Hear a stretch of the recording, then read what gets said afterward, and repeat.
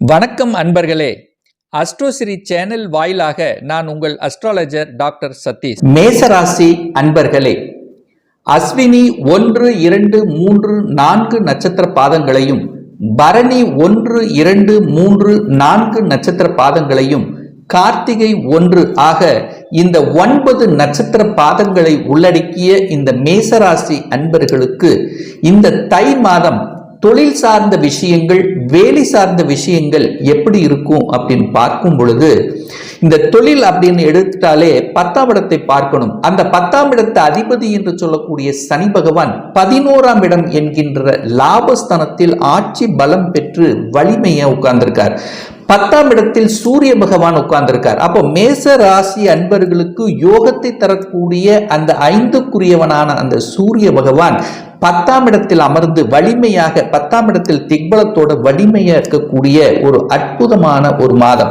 அப்போ தொழில் சார்ந்த விஷயங்கள் நல்லவைகள், நல்ல மாற்றங்கள் நிகழக்கூடிய ஒரு அருமையான ஒரு மாதம் தான் இந்த மேசராசி அன்பர்களுக்கு.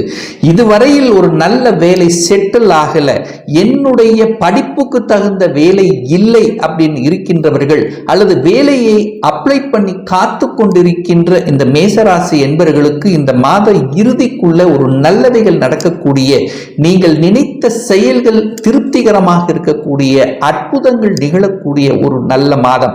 இதுவரைக்கும் ஒரு வேலையில ஒரு அழுத்தம் இருந்தது, ஒரு பிரஷர் இருந்தது, என்னை மேலதிகாரிகள் புரிந்து கொள்ள இந்த மாதிரியான ஏதாவது ஒரு ரூபத்தில் தொந்தரவுடன் இருந்து கொண்டிருந்த மேசராசி என்பவர்கள் அதிலிருந்து விடுபட்டு இனி இப்படித்தான் இருக்கணும், இந்த மாதிரி இருந்தால் நமக்கு நல்லவைகள் நடக்கும் அப்படிங்கிற அந்த எண்ணத்தோட, அந்த தன்னம்பிக்கையுடன் செயல்படக்கூடிய, உத்வேகத்துடன் செயல்படக்கூடிய ஒரு அற்புதமான ஒரு மாதம்.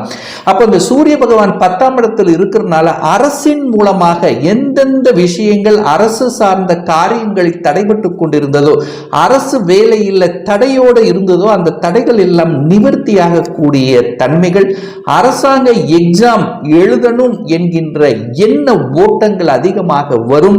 அரசாங்க, அதாவது ஒரு 2-3 வருடங்களாகவே அரசு வேலையில் எழுதி தோத்து கொண்டிருந்தவர்கள் வெற்றி பெற முடியல அப்படின்று ஒரு வகையான ஒரு மன அழுத்தத்தில் இருந்தவர்களுக்கெல்லாம் நிச்சயமாக அரசு சார்ந்த விஷயத்தில் அனுகூலங்களை கொடுக்கக்கூடிய ஒரு நல்ல மாதமாக உங்களுக்கு தென்படுகிறது.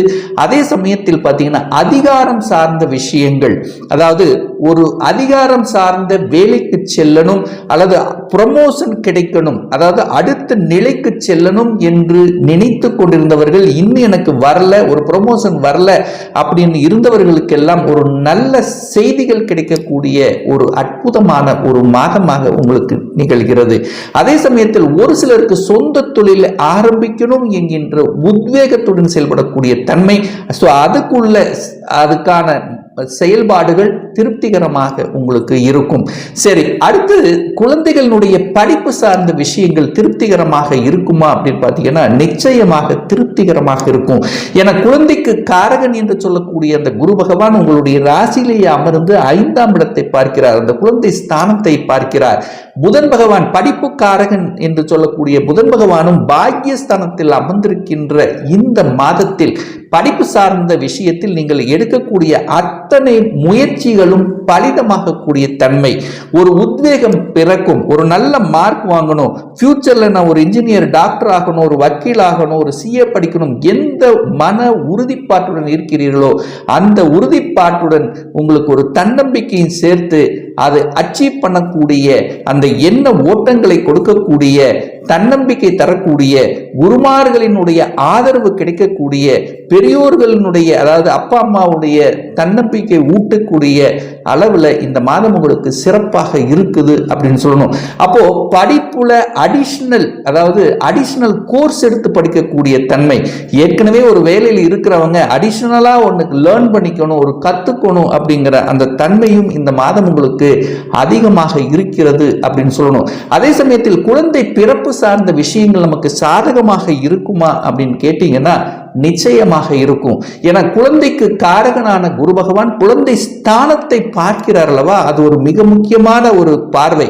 சோ அந்த 5ஆம் இடத்தை பார்க்கின்ற காரணத்தாலும் அந்த 5ஆம் அதிபதி என்று சொல்லக்கூடிய சூரியன் 10ஆம் இடத்துல உட்கார்ந்து இருக்கிறதுனாலையும் உங்களுக்கு நிச்சயமாக நீங்கள் எடுக்கக்கூடிய முயற்சிகள் பலிதமாகும். அப்ப குழந்தை பிறப்பில்லாதவர்களுக்கு ஒரு நல்ல செய்தி கொடுக்கக்கூடிய வாய்ப்புகள் இந்த மாதம் பிரகாசமாக இருக்கிறது.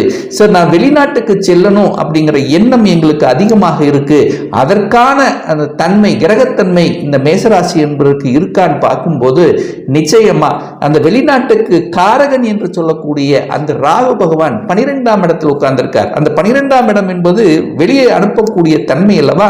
அப்போ அந்த ராகு 12ஆம் இடத்தில் இருக்கிறதுனால நீங்க வெளிநாட்டில் விசா அப்ளை பண்ணி காத்து கொண்டிருப்பவர்களுக்கு விசா கிடைக்கக்கூடிய தன்மை, வெளிநாட்டில் வாழ்ந்து கொண்டிருப்பவர்களுக்கு ஒரு நல்ல வேலை கிடைக்கல, எனக்கு ஒரு மாதிரியான ஒரு அழுத்தம் பிரஷரோட இருக்கிற, வேற வேலை வாரலாமா அப்படின்னு கேட்டா நிச்சயமா மாற்றம் கொடுக்கக்கூடிய ஒரு நல்ல தன்மையும், அல்லது ஒரு சிலருக்கு பார்த்தீங்கன்னா வெளிநாட்டு தொடர்புகளை உருவாக்கும், அந்நிய மதத்தினர் மூலமாக அதாவது அந்நிய மதத்தினர் மூலமாக நல்ல பல மேன்மைகள் தரக்கூடிய தன்மை, அவர்களுடைய உதவிகள் உங்களுக்கு கிடைக்கக்கூடிய தன்மை இருக்கும்.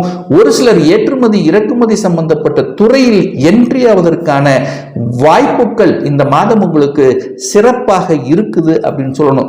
அடுத்தது திருமணம் சார்ந்த சுப காரியங்கள் இனிதை ஈடேறுமா அப்படின்னு நீங்க கேட்டீங்கன்னா நிச்சயமாக உண்டு.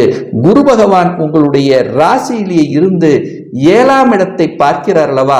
அப்போ 7ஆம் இடம் என்பது திருமணஸ்தானத்தை அல்லவா.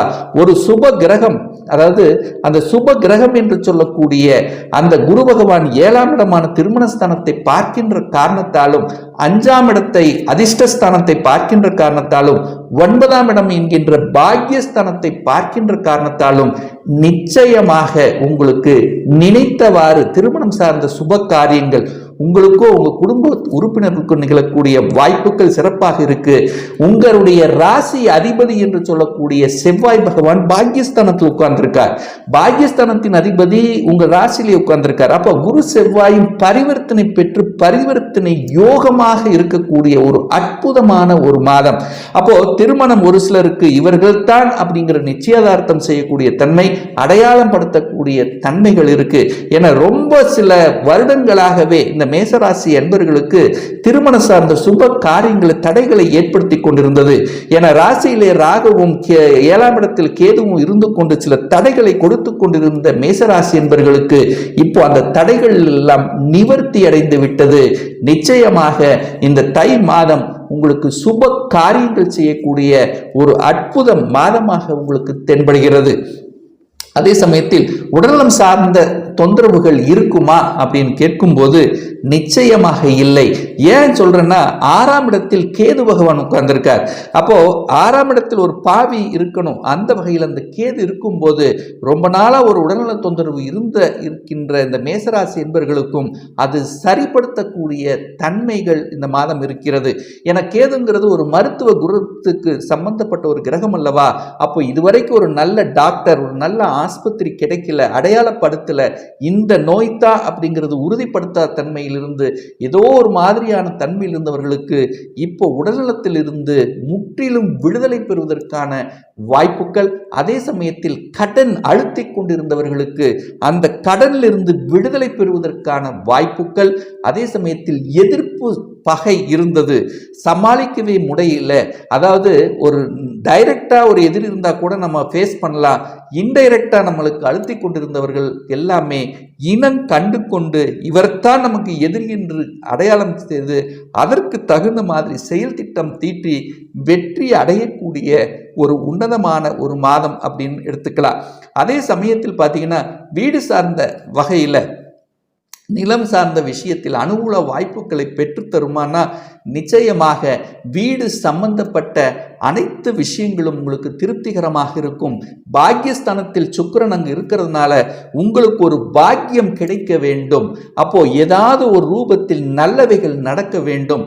தகப்பனார் மூலியமாக அல்லது உங்களுடைய சொந்த விஷயமாக, அதாவது சொந்த முயற்சியினால ஒரு வீடு வாங்கக்கூடிய, நிலம் வாங்கக்கூடிய யோகங்கள் சிறப்பாக இருக்கிறது. தனம் சார்ந்த விஷயங்கள் திருப்திகரமாக இருக்குமா அப்படின்னு நினைச்சீங்கன்னா நிச்சயமாக தனம் சார்ந்த விஷயத்தில் உங்களுக்கு சிறப்புகளை ஏற்படுத்தி கொடுக்கும். என சுக்கிரன் தனஸ்தானத்தின் அதிபதி என்று சொல்லக்கூடிய சுக்கிரன் பாக்யஸ்தானத்தில் போய் அமர்வதும் உங்களுக்கு கூடுதல் நன்மையை ஏற்படுத்தி கொடுக்கக்கூடிய அமைப்பு.